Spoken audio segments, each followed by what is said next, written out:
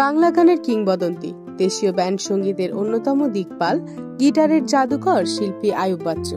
তার গান গাওয়া শুরুর পর থেকে ব্যান্ড সঙ্গীতের যে কোনো প্রজন্মের শ্রোতাদের কাছে জনপ্রিয় নাম আইয়ুব বাচ্চু। তিনি একাধারে একজন খ্যাতিমান সঙ্গীত শিল্পী, সুরকার এবং গীতিকার ছিলেন।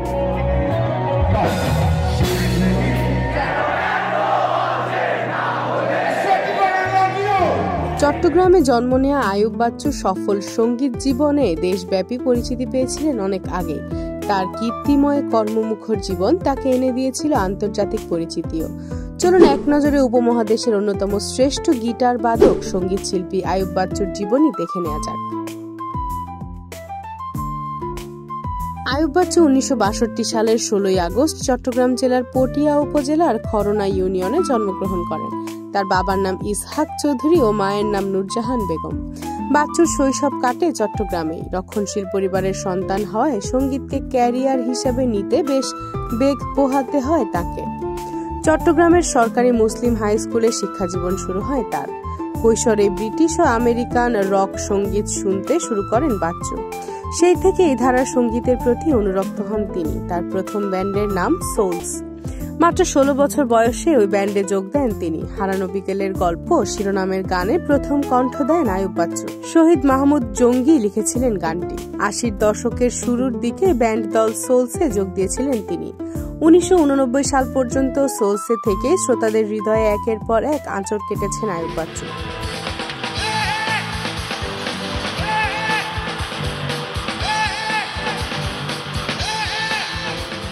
1986 সালে তার প্রথম একক অ্যালবাম রক্তগোলাপ মুক্তি পায়।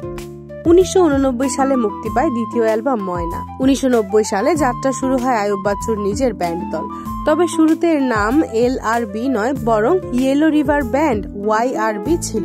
এই দল গঠনের কয়েকদিন পরে বিদেশে একবার অনুষ্ঠান করতে গিয়েছিলেন বাচ্চু। উদ্যোক্তারা ভুল ক্রমে তার ব্যান্ডের নাম লেখেন লিটল রিভার ব্যান্ড বা LRB। ভুল হলেও নামটা পছন্দ হয়ে যায় আইয়ুব বাচ্চুর। ওই নামটি রেখে দেয়া হয় ব্যান্ড পরিচিতি হিসেবে।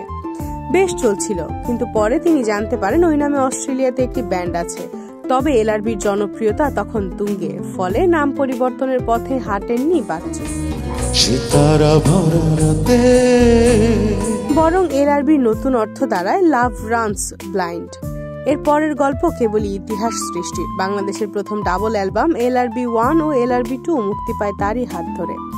তার ব্যান্ডের অ্যালবামগুলোর মধ্যে রয়েছে LRB, সুখ, তবুও, ঘুমন্ত শহরে, ফেরারি মন, স্বপ্ন, আমাদের বিস্ময়। বেশ কিছু জনপ্রিয় একক অ্যালবামও উপহার দেন বাচ্চু। এর মধ্যে রক্তগোলাপ, ময়না, কষ্ট, সময়, একা, প্রেম, তুমি কি, দুটি মন, কাফেলা ইত্যাদি। এছাড়া বিভিন্ন কনসার্টে গান গাইতে দেখা যেত তুমুল জনপ্রিয় এই তারকাকে। বিভিন্ন রিয়েলিটি শোর বিচারক হিসেবে অংশ নিতে দেখা যেত আইয়ুব বাচ্চুকে। আইয়ুব বাচ্চুর স্ত্রীর নাম ফেরদৌস চন্দনা। বাচ্চু চন্দনা দম্পতির ঘরে জন্ম নেয় পুত্র ফাইরুজ ও কন্যা তাজওয়ার। 2009 সালে হার্টে রিং পরানো হয়েছিল আইয়ুব বাচ্চুর। ফুসফুসে পানি জমায় 2012 সালের নভেম্বরে ঢাকার একটি হাসপাতালে ভর্তি হন তিনি। সুস্থ হয়ে সঙ্গীত অঙ্গনে ফিরে আসেন আবারও। তবে 2018 সালের 16 অক্টোবর রংপুর জিলা স্কুলে শেকড়ের সন্ধানে শিরোনামে একটি কনসার্টে অনুষ্ঠানে অংশগ্রহণ করেন তিনি। সেখান থেকে ঢাকায় ফিরে অসুস্থ বোধ করেন।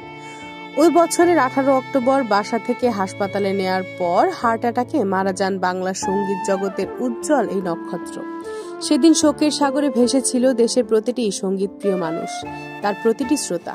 যদিও সবাইকে ফেলে দরজার ওপাশে চলে গেছেন তিনি, তবে এখনো তাকে ভোলেনি দেশের মানুষ। বরং দিন গড়ানোর সাথে সাথে তার গাওয়া গান আরো বেশি করে হৃদয়ে লালন করেন আইয়ুব ভক্তরা।